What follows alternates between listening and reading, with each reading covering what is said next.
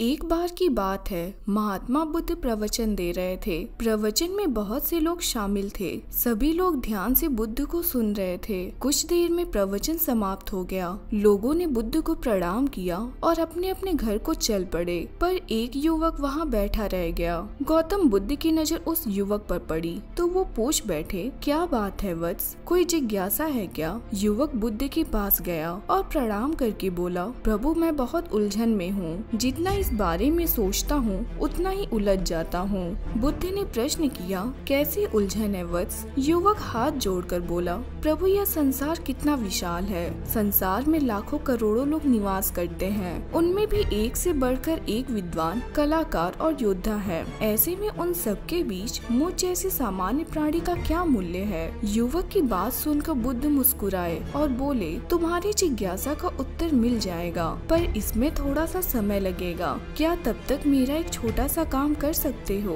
युवक बोला, ये तो मेरे लिए गर्व का विषय है कि मैं आपके काम आ सकूं। बुद्ध ने युवक को एक चमकीला पत्थर देते हुए कहा, तुम्हें इस पत्थर का मूल्य पता करना है, पर ध्यान रहे इसे बेचना नहीं है, सिर्फ मूल्य पता करना है। वह युवक उस पत्थर को लेकर एक आम वाले के पास पहुंचा और उस पत्थर को दिखाते हुए बोला, इसकी कीमत क्या होगी? आम वाला पत्थर की चमक देखकर समझ गया कि अवश्य ही यह कोई कीमती पत्थर है, लेकिन वह बनावटी आवाज में बोला, देखने में तो कुछ खास नहीं लगता, पर मैं इसके बदले 10 आम दे सकता हूँ। वह युवक आगे बढ़ गया। सामने एक सब्जी वाला था। उसने उससे पत्थर का दाम पूछा। सब्जी वाला बोला, मैं इस पत्थर के बदले 1 बोरी आलू दे सकता हूँ। युवक आगे चल पड़ा। उसे लगा कि पत्थर कीमती है। वह इधर उधर किसी ऐसे व्यक्ति को खोजने लगा जो जानकार हो और उस पत्थर का सही मूल्य बता सके। युवक को लग रहा था कि अवश्य ही यह कोई कीमती पत्थर है, शायद कोई जौहरी इसका सही मूल्य बता सके। यह सोचता हुआ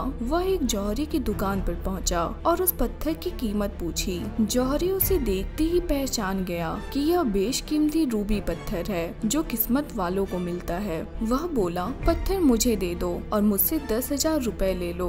उस युवक को अब तक पत्थर की कीमत का अंदाजा हो गया था। वह बुद्ध के पास लौटने के लिए मुड़ा। जौहरी उसे रोकते हुए बोला, अरे रुको तो भाई, मैं इसकी 50,000 दे सकता हूँ। लेकिन वह युवक फिर भी नहीं रुका। जौहरी किसी कीमत पर उस पत्थर को अपने हाथ से जाने नहीं देना चाहता था। वह उछलकर उसके आगे आ गया और हाथ जोड़कर बोला, तुम यह पत्थर मुझे दे दो, मैं 1 लाख रुपया देने को तैयार हूँ। युवक को वह पत्थर बेचना तो था नहीं, इसलिए वह रुका नहीं और दुकान के बाहर आ गया। पर जौहरी भी कम चालाक नहीं था। वह उस अनमोल पत्थर को किसी भी कीमत पर अपने हाथ से जाने नहीं देना चाहता था। वह दौड़ के उसके आगे आ गया और हाथ जोड़कर बोला, तुम यह पत्थर मुझे दे दो, मैं इसके बदले 1 करोड़ देने को तैयार हूँ। वह युवक जौहरी से पीछा छुड़ाकर जाने लगा। जौहरी ने पीछे से आवाज लगाई, यह बेशकीमती पत्थर है, अनमोल है, तुम जितने पैसे कहोगे मैं दे दूंगा। यह सुनकर वह युवक परेशान हो गया।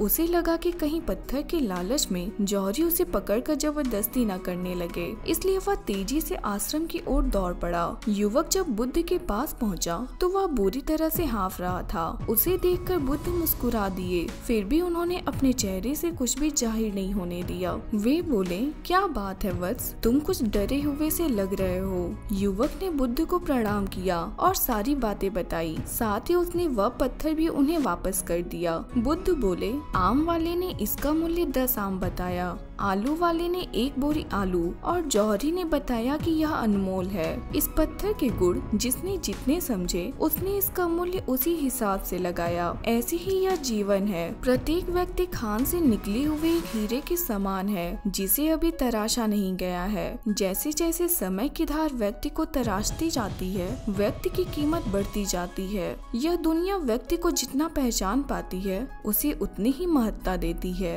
यह कहते हुए बुद्ध एक क्षण के लिए रुके, फिर बोले, किंतु आदमी और हीरे में अंतर यह है कि हीरे को कोई दूसरा तराशता है और व्यक्ति को अपने आप को स्वयं ही तराशना पड़ता है। और जिस दिन तुम अपने आप को तराश लोगे, तुम्हें भी तुम्हारा मूल्य बताने वाला कोई न कोई जौहरी मिल ही जाएगा। बाकी दोस्तों, आज की इस वीडियो में बस इतना ही। आपके बहुमूल्य समय के लिए बहुत बहुत धन्यवाद।